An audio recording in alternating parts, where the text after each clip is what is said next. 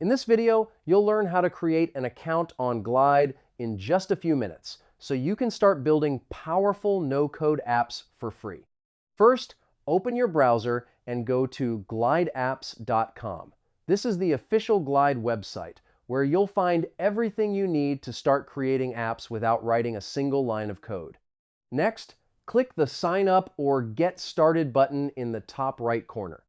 Glide gives you a few easy options you can sign up using your Google account, your Microsoft account, or your email address, whichever works best for you. If you choose email, enter your address and create a secure password.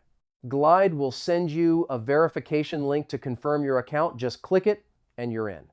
If you use Google or Microsoft, you'll be signed in instantly with one click.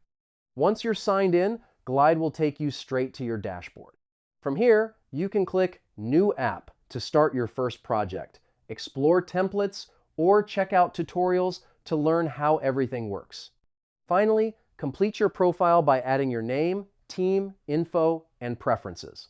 This helps Glide personalize your experience and makes collaboration easier if you plan to work with others.